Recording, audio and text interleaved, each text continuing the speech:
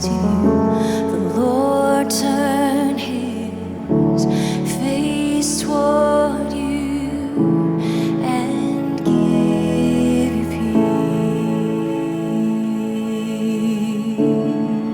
peace. Amen. Amen.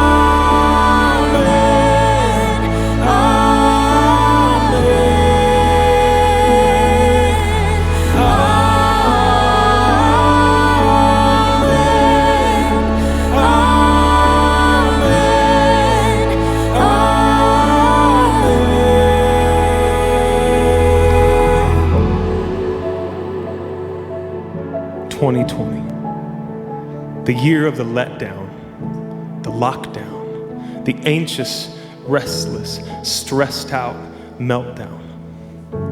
A global discordant cacophony, a sadistic symphony, a poisonous polygamy of plague, prejudice, and polity. The perfect storm to dislodge our decency, to stoke our differences from sea to shining sea. A viral medley so mysteriously infectious, it's both thieved us of life and inflamed all our factions. Red or blue, left or right, pick your poison and plant your position. Not in my life have I seen such conviction over policy and public decrees, opinions aplenty, the truth so diseased. And to top it off, adding insult to discord, the rise of racial unraveling. The renewed reality that skin hate's still breathing. The reeking reminder that racism runs rampant. The God image and all still classified and dismantled.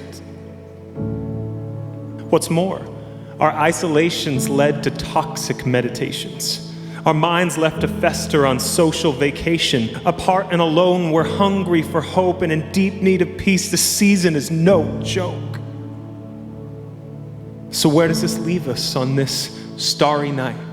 Near the end of this chapter, but the end still far from sight. See, I fear there's a permanent impression this soul-deep recession will leave on our minds. And I see seeds of doubt budding and running wild like fire. I echo the psalmist, King David, who wrote, "How long, Lord, will you forget me forever? Your face seems pretty well hidden, and my religion doesn't seem to make this any better.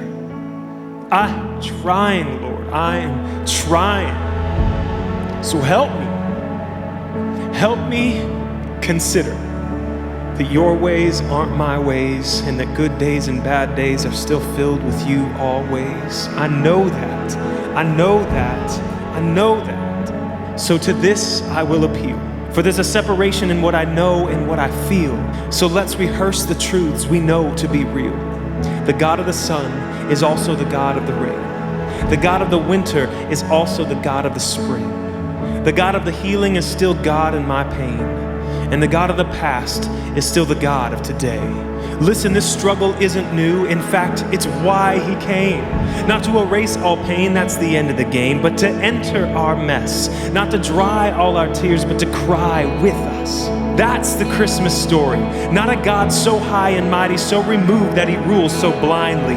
He's not a king who commands out of selfish ambition, not of greed for some riches or rank or position. Don't be mistaken, he's a God most worthy, but didn't lord it or leverage his authority. Instead, he set aside all that glory and came undercover, born disguised as a slave to serve like a brother, to feel the world and see the night turn to day, to feed the poor and heal the souls he had made. So to all those who wonder where God's been at, I'm confident you'll see in the near days you'll look back that he's smack dab right there in the middle of your tracks. He's with you, I'm telling you, if you're gonna believe one thing, believe that. See, what the psalmist forgets or had yet to experience was Emmanuel's grand plan to love man so furious. See, he stepped off that throne and into the mud.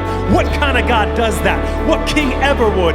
But he did, and he still does, and he's right here among us, especially right now on this eve of Christmas. So fling wide your hope and let his presence sink deep and restore your belief that his promise never sleeps. God is not dead, nor does he flee when the hellish tide rises. It will be met with defeat.